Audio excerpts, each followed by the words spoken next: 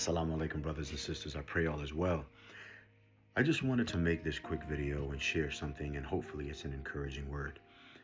As a revert, alhamdulillah, I took my shahada 4 years ago, and it changed my life in the most powerful way.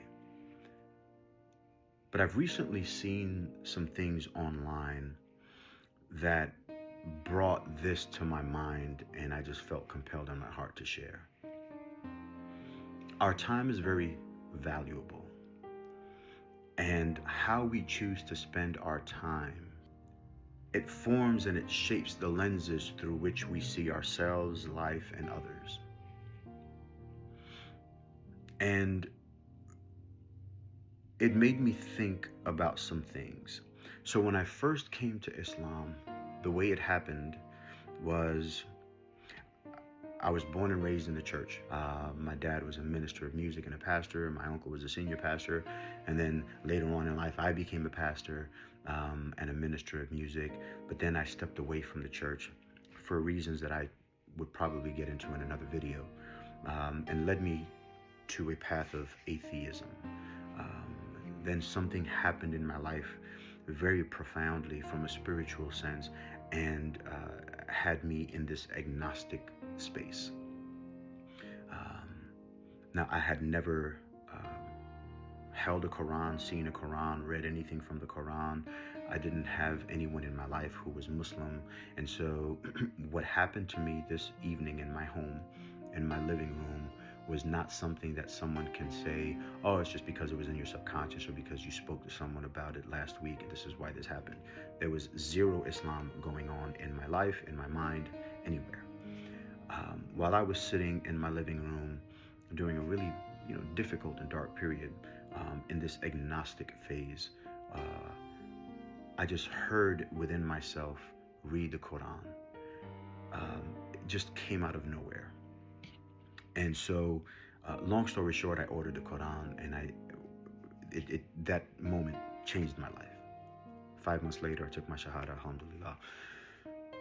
But as a revert, I just want to share this, a few points, and I'm trying to be quick here. It's important to understand that one of the things that was shared to me by a very, very wise man, Brother Bassem, who was such an integral part in my early steps into Islam. He said, the wisdom in Islam is like the ocean, right? You can't take it all in at once, right? But early on, I began to realize that I was consuming way too much religious argument videos. Now, some will call it debates. They weren't debates, they were flat out arguments. And I'm not trying to be divisive, and I'm not trying to be judgmental, but I'm just speaking truth. A lot of that is just ego, right? And one of the things that I want to say here before I move on to this next point is that good leadership, let me say that, good leadership, someone who is truly connected to the divine creator, someone who was operating under divine wisdom and inspiration, someone who was of good character, someone who understood the importance of emotional intelligence and how to effectively communicate, someone whose words, actions, and thoughts were not about self-serving the ego, but about empowering, encouraging, and moving a culture, a people, a movement. Today, the ones leading are not leaders in that context that I just shared, but they are people who have large platforms online and have a lot of followers. And whether you like it or not, you are now in a position of leadership because you are influencing very impressionable minds. And so in essence, you are leading these people. You're influencing them, and that influence shapes the lens through which they see themselves, life, and others. So that was the sidebar. So for those of you who are getting popular, making these religious argument videos, this is just a call to kind of introspectively think about the power and the responsibility that you have, and are you using it in the best way possible to be the best example and the reflection of the wisdom, the love, the mercy, and the power of Allah subhanahu wa ta'ala in your life. I digress. For me personally, I realized that I was spending way too much time watching these types of videos, and I realized that, in a sense, just me speaking about my life personally, it was almost like I was looking for more validation and confirmation that I was on the right side of the argument.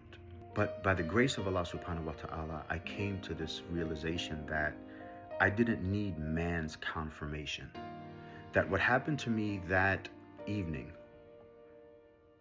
in my living room, where there was a divine call, and I get goosebumps just thinking about it now, that the divine creator of every single thing placed that in me, and that changed my life. Why would I need the confirmation of another human being to tell me whether or not I'm on the right path or on the right side of the argument? And so I decided, when that realization came to me, that I was going to spend my time walking in truth, and that I'm going to focus on studying my religion. That I'm going to be dedicated to my prayers. That I'm going to be dedicated to not only reading the Quran, but gaining the wisdom to be able to understand what I'm reading, for there to be a heart and a mind connection. And I enrolled in classes online, and courses to understand, not only from an academic perspective, but from a spiritual perspective. And in doing so, that was a much better way to spend my time, because it made me a better person. Allah subhanahu wa ta'ala, studying the deen, being disciplined in my studies and my prayers, it changed my mind. It wasn't someone arguing that truly had that impact.